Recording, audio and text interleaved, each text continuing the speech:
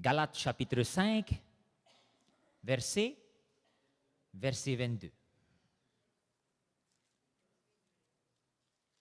Voilà. Il y a quelqu'un qui veut lire?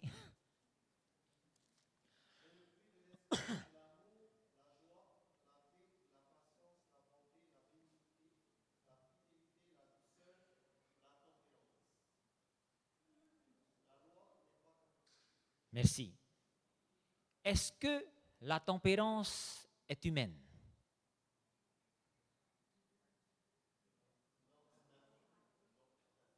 Non, c'est un fruit de l'esprit. Donc vous comprenez pourquoi on a besoin de Dieu, de l'Esprit de Dieu pour être tempérant. Parce que l'intempérance, c'est les œuvres de la chair. C'est inné en moi, l'intempérance. Mais la tempérance ne vient pas de moi. Aujourd'hui, j'ai un grand combat aussi. J'ai peut-être arrêté le poulet, la viande, le poisson, tout ça, mais c'est la tempérance dans la quantité de nourriture. Très souvent, c'est quoi? C'est château. Et vous allez voir cet après-midi où est-ce que ce château va nous mener. Autant moi et ceux qui commettent de telles choses. Et la parole de Dieu, elle est claire. Que ceux qui commettent de telles choses n'hériteront point le royaume de Dieu. Et parmi ces choses que l'apôtre Paul va citer, il va parler de quoi? Des excès de table. C'est l'intempérance, la gloutonnerie. 2 Pierre chapitre 1, verset 5 et verset 6.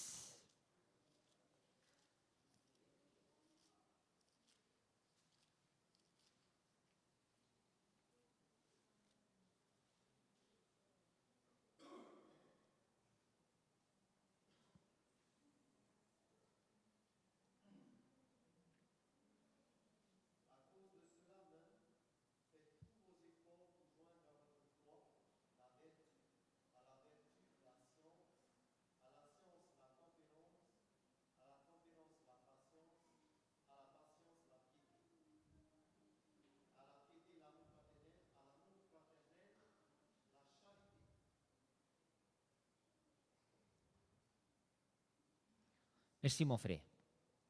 Écoutez ce que Sir White va dire. Ces paroles sont riches d'enseignements et résonnent comme un cri de victoire.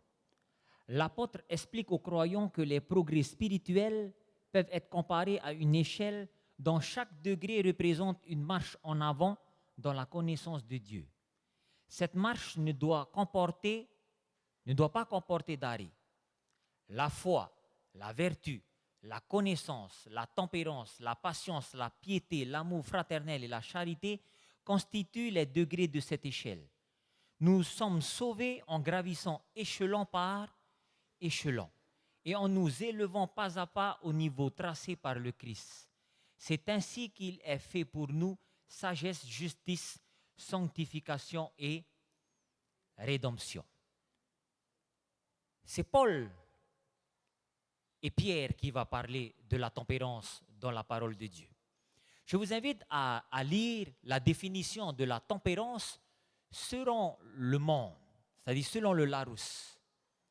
La tempérance, c'est une des 4 vertus morales, dites vertus cardinales, qui dissipent les désirs et les passions humaines.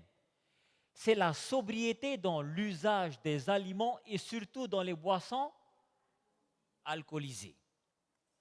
Aux yeux du monde, tu peux boire de l'alcool, mais il faut être tempérant, sobre.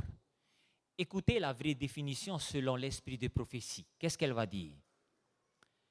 La vraie tempérance consiste à s'abstenir de tout ce qui est nuisible à la santé et à user avec modération de ce qui est favorable. Qu'est-ce que vous comprenez dans ce passage? Si je vous pose la question, 2 définitions, à s'abstenir de tout ce qui est nuisible à la santé. Donnez-moi des exemples. L'alcool, la cigarette, très mauvais pour notre santé. Mais qu'est-ce qu'elle va dire à la fin? à user avec modération de ce qui est favorable. Ça veut dire quoi? Même ce qui est bon pour le corps, il faut user avec modération. On va ouvrir la parole de Dieu dans le Proverbe chapitre 24, verset 13. Proverbe 24, verset 13.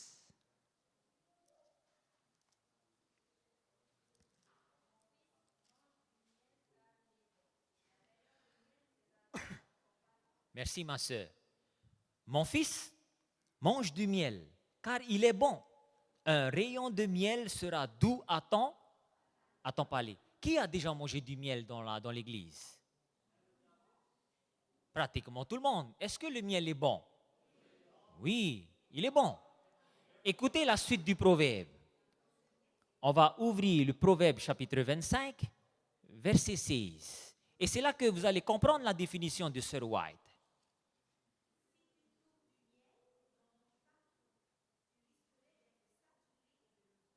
Voilà. Si tu trouves du miel, n'en mange que ce qu'il te suffit, de peur que tu ne sois rassasié et que tu ne le vomisses. La parole de Dieu va nous dire que le miel, il est bon, mais fais attention, mange que ce qu'il te faut, qui te suffit. Sinon, qu'est-ce que tu vas faire? Excès. Tu vas vomir. Et ce principe, on voit dans Proverbe chapitre 30, verset 8 et le verset 9.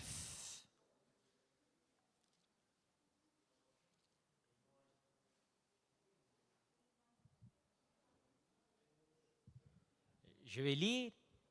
Éloigne de moi la fausseté et la parole mensongère, ne me donne ni pauvreté, ni richesse.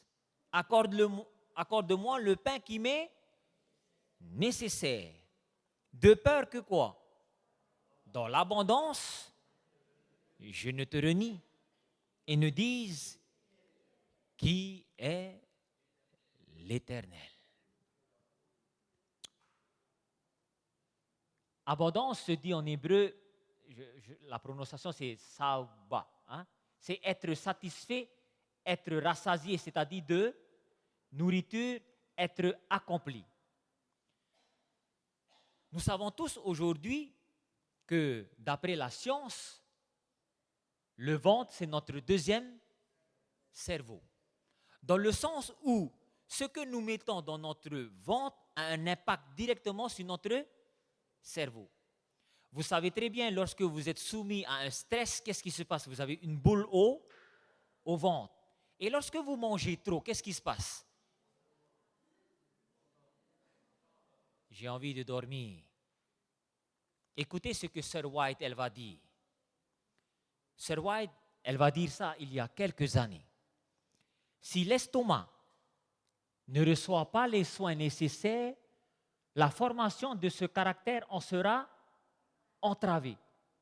Le cerveau et les nerfs sont en étroite relation avec l'estomac. C'est ça le plus important. Des erreurs dans le manger et le boire en entraînent d'autres dans la pensée et dans les actes. Est-ce que vous êtes d'accord? Oui ou non? Des erreurs dans le manger et le boire en entraînent d'autres dans la pensée et dans les actes. Maintenant, on va vérifier ça par la parole de Dieu. On va ouvrir Deutéronome chapitre 31, verset 20, et c'est au tableau. Voilà. La parole de Dieu nous dit, « Car je mènerai ce peuple dans le pays que j'ai juré à ses pères de lui donner, pays où coule le lait et le miel. » Il y a de l'abondance, il y a de la nourriture, il y a des plantes, il y a tout ce qu'il faut. Voilà, un pays béni. Mais écoutez ce qu'il a dit. Il mangera, se rassasiera, s'engraissera, puis il vers d'autres dieux. Et qu'est-ce que Sir White, elle dit? Des erreurs dans le manger et le boire en entraînent d'autres dans la pensée et dans les actes. Qu'est-ce qui s'est passé ici? Ils ont été intempérants dans le manger et dans le boire.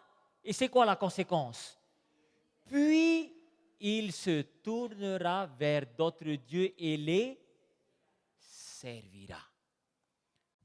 C'est pour ça que Satan, il sait que la meilleure chose pour faire tomber l'être humain, c'est vraiment l'appétit. C'est la nourriture. Si je vous montre cette image, ça vous fait rappeler qui? Sodome et Gomorrhe. Hein? Si je vous pose la question, une des raisons pour laquelle Dieu a détruit Sodome et Gomorrhe, beaucoup vont dire c'est à cause des iniquités. Voilà. Et vous allez voir, ce n'est pas que ça. Ézéchiel chapitre 16, verset 49. Ézéchiel chapitre 16, verset 49. Qu'est-ce que la parole de Dieu nous dit?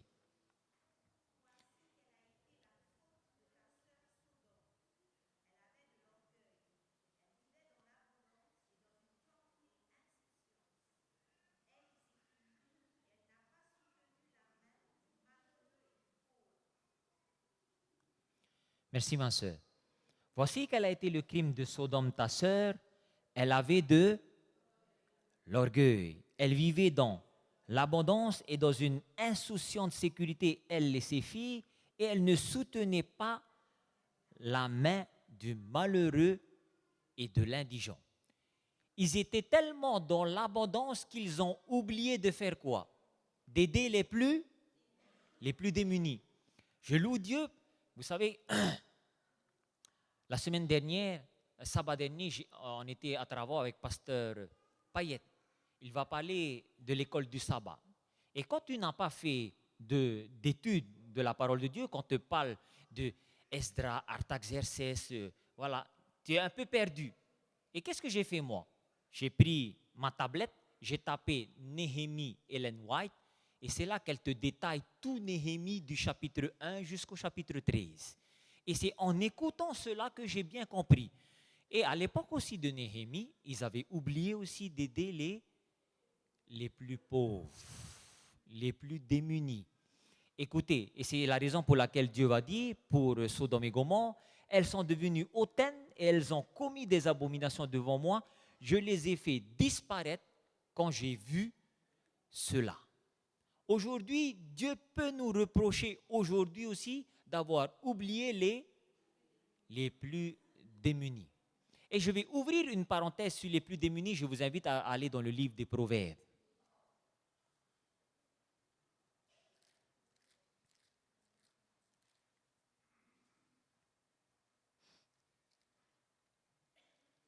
Proverbe chapitre 14, verset 31. Celui qui trouve peut le lire.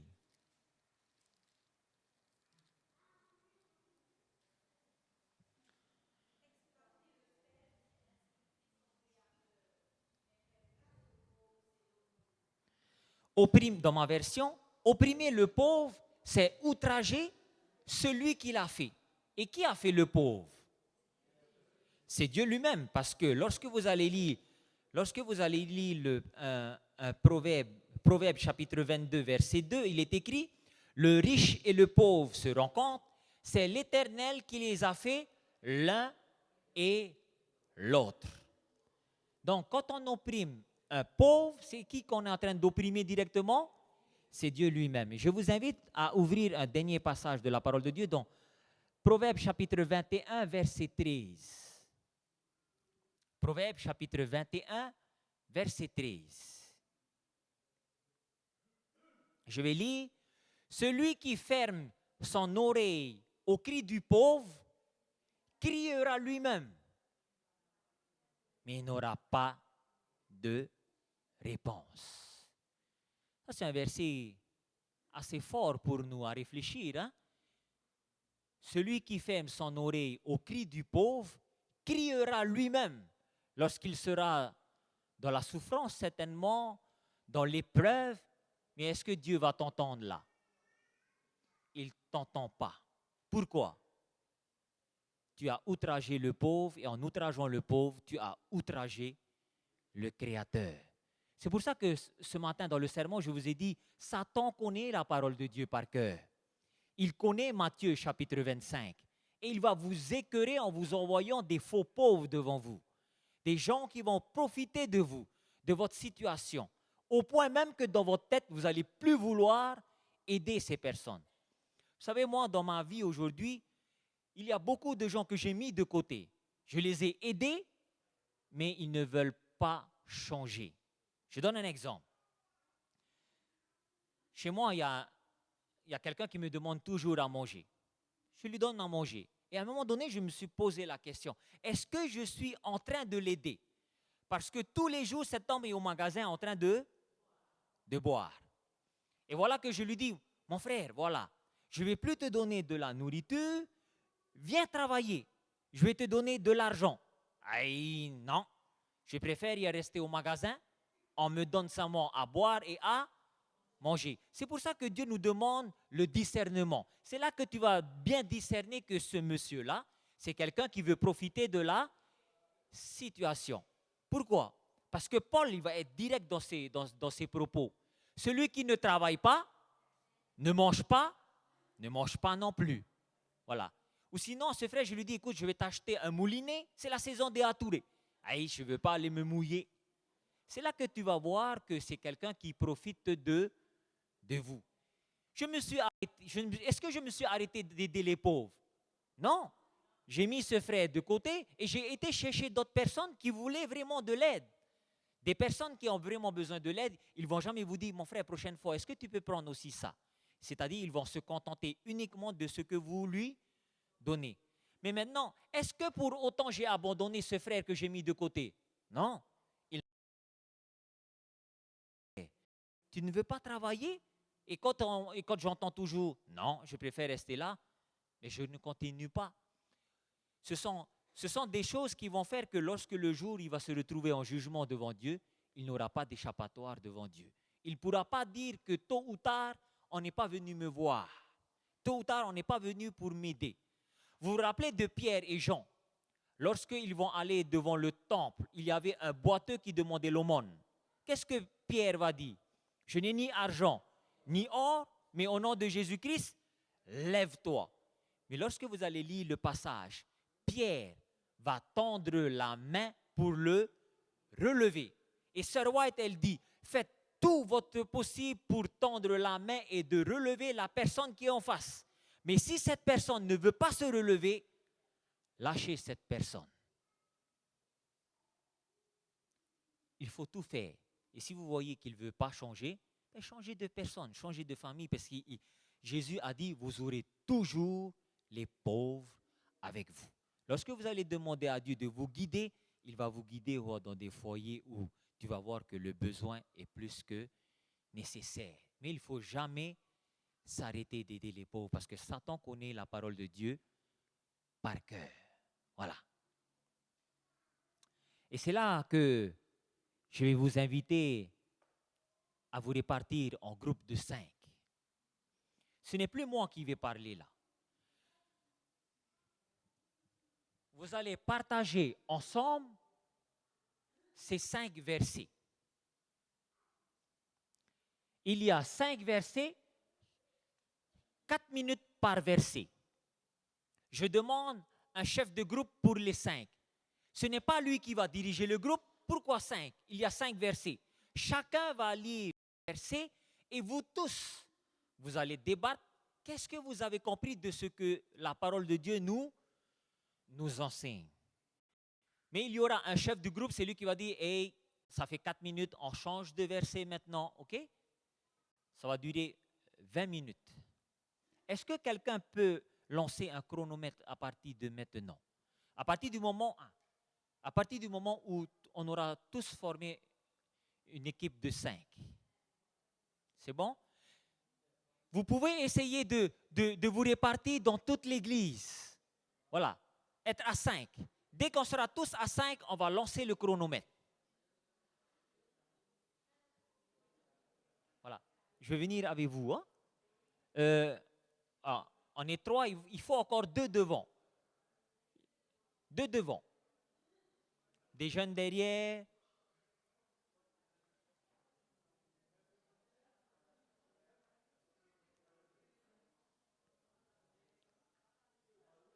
Encore un. Frère Jobic, tu viens là? Non, tu restes là? Ah, viens là. OK, on sera 5 alors. Tout le monde est en groupe de 5?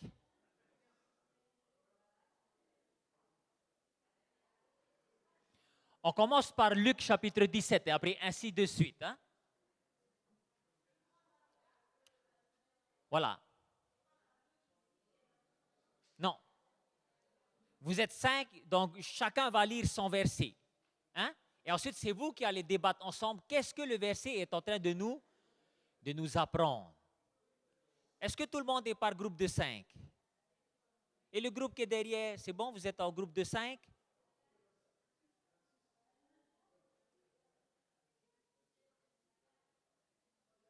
Le groupe qui est derrière, vous êtes à 5? Est-ce que tout le monde est à 5? Est-ce qu'il n'y a pas quelqu'un qui peut aller avec le groupe qui est là-bas?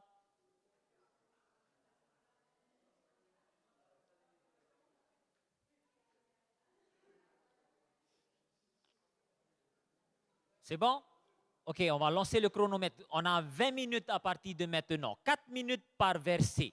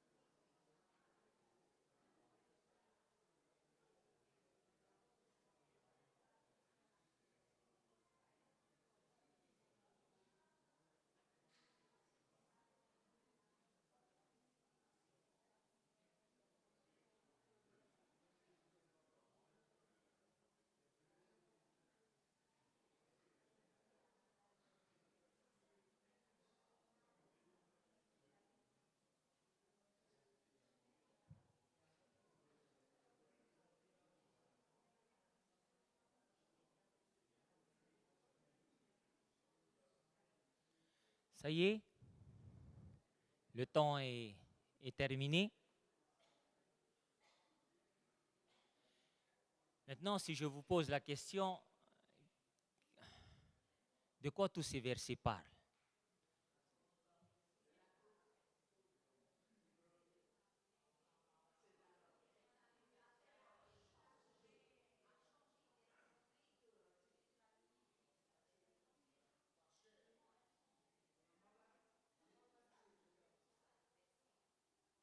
Voilà. Lorsque vous allez lire la parole de Dieu, quand Dieu confirme, lorsque Dieu parle deux fois de la même chose, ça veut dire que c'est sûr, c'est certain. Mais maintenant, je vous pose la question, il y a combien d'auteurs dans tout ce que vous avez lu?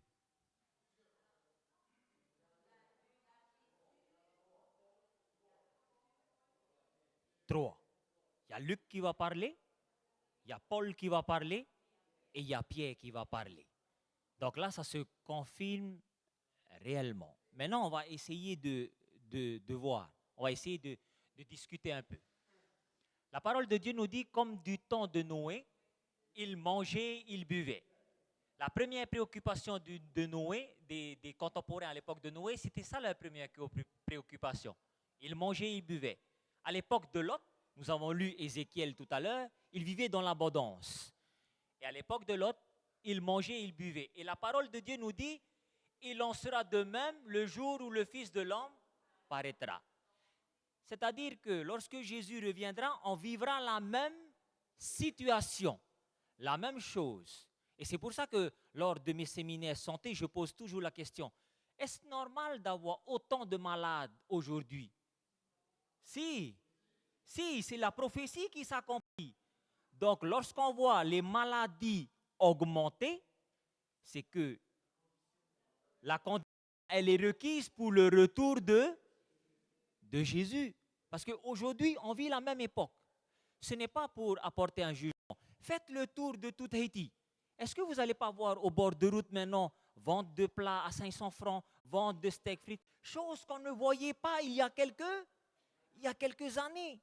Aujourd'hui, il n'y a que ça, des roulottes par-ci, des roulottes par-là. On vit exactement la situation des contemporains de Noé et des contemporains de Lot. Ce qui arriva du temps de Lot arrivera pareillement. Les hommes mangeaient, buvaient, achetaient, vendaient, plantaient, bâtissaient. Dieu a fait une promesse de ne plus détruire la terre par l'eau du déluge, mais par le feu. Voilà. Et aujourd'hui, on sait que la terre va être détruite par le feu. Si la parole de Dieu nous dit il en sera de même lorsque le Fils de l'homme reviendra, c'est-à-dire que lorsque Jésus va revenir, on vivra aussi ces mêmes conditions. Les conditions de l'homme juste avant le retour de Jésus, c'est quoi? Manger, buvez, acheter, vanter, bâtissez. Et c'est exactement la condition de l'homme, parce que l'homme a été créé le 6e jour. Maintenant, je veux aller plus loin avec vous. Vous avez déjà entendu parler de la parabole des conviés dans la parole de Dieu. OK? Luc chapitre 14, versets 15 à 24. Je vous invite à ouvrir la Bible, je vais lire avec vous. Luc chapitre 14, pardon.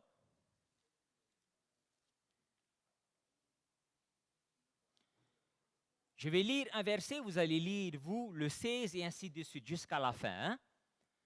Luc 14, verset 15. Un de ceux qui étaient à table, après avoir entendu ces paroles, dit à Jésus, « Heureux celui qui prendra son repas dans le royaume de Dieu. » À vous?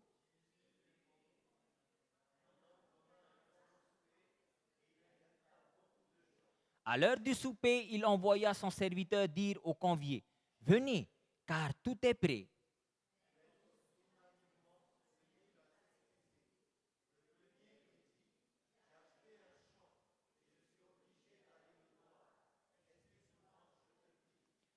Un autre dit, « J'ai acheté 5 paires de bœufs et je vais les essayer. Excuse-moi, je te prie. »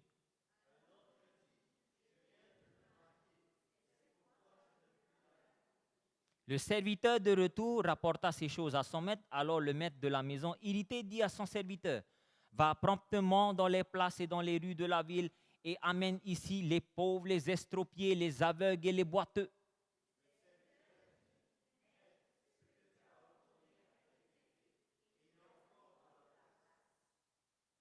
Et le maître dit au serviteur, va dans les chemins et le long des haies, et ce que tu trouveras, contrains-les d'entrer afin que ma maison soit remplie.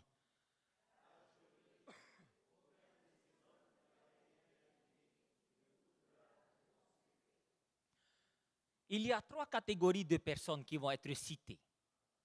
Et qu'est-ce que la parole de Dieu nous dit? Tous unanimement se mirent à s'excuser. Le premier il va dire, excuse-moi, je te prie, j'ai acheté un champ.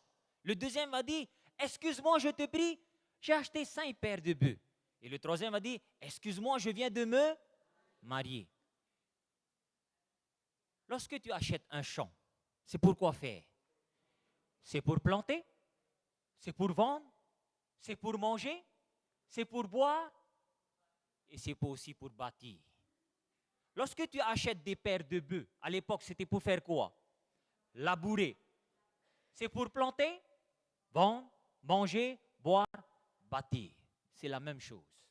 À l'époque, on utilisait les bœufs pour la construction des édifices. Le retour de l'homme juste avant le retour de Jésus, c'est exactement ça. Bien sûr, il y a aussi le mariage. Comme du temps de Noé, les gens mangeaient, buvaient, se mariaient et mariaient leurs enfants. C'est exactement ce qui va se passer avant que Jésus va revenir. Même condition. Maintenant, la question qui se pose, est-ce que nous, on n'est pas dans cette condition-là?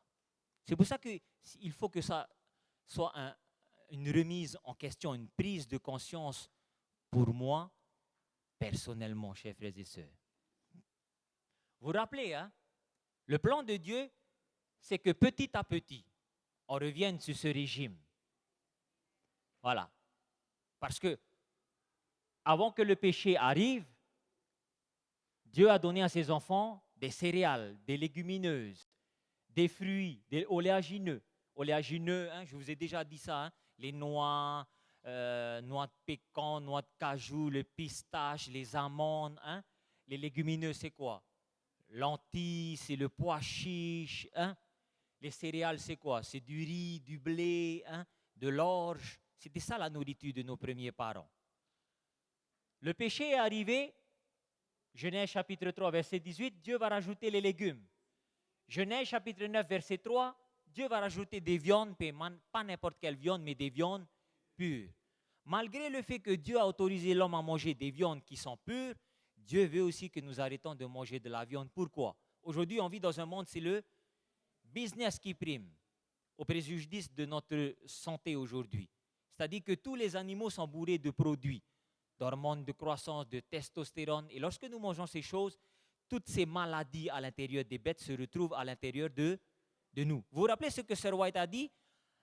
Un cerveau malade, il ne peut pas servir comme il faut Dieu, l'Éternel. Et c'est le but de Satan, de rendre les gens malades, comme notre sœur vient de dire, inutilisables. Écoutez ce que Sir White va dire. C'est un péché que de céder à l'intempérance dans la quantité de la nourriture absorbée. Mais écoutez un peu la suite. Même lorsque la qualité en est irréprochable. Qu'est-ce que ça veut dire?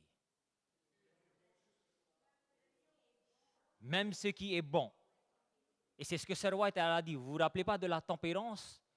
C'est de manger modérément. Tanono, voilà, amutanono. Et Sir White va dire, même lorsque la qualité en est irréprochable, c'est un péché. Beaucoup de gens s'imaginent que dès l'instant où ils renoncent à la viande et aux aliments lourds en général, ils peuvent absorber des aliments simples jusqu'à ce qu'il y en puisse plus. C'est-à-dire manger des fruits, manger des légumes. Hein. Si, c'est bon. Mais qu'est-ce qu'elle va dire? C'est une erreur. Et c'est là que ça met à niveau tout le monde. Les végétariens, les végétaliens, ceux qui mangent aussi encore de la viande aujourd'hui. Ça met tous sur le même ligne d'estrade. Voilà. Ce n'est pas parce que tu es végétalien, hey, mange alors des fruits comme tu veux, mange des légumes quand tu veux. Parce qu'il faut savoir que les fruits, c'est du sucre naturel. Tu manges beaucoup de fruits, tu peux aussi avoir le diabète. Voilà. C'est la quantité. Eh bien, aujourd'hui, j'étais à Tupoué, je n'arrivais pas à croire. Un homme bien costaud, bien bâti, il avait le diabète. Pourquoi? Ben, il mangeait un seau de papaye tous les jours. Voilà. C'est de l'intempérance. Et c'est ce que Sir White, elle dit. Même lorsque la qualité en est irréprochable. Maintenant, on va aller loin. Maintenant, est-ce que ce que Sir White dit, la parole de Dieu ne nous a pas déjà enseigné? Si. On va lire 1 Corinthiens chapitre 9, versets 24 et verset 27. Jusqu'à verset 27. Je vais lire 24, vous 25, ainsi de suite.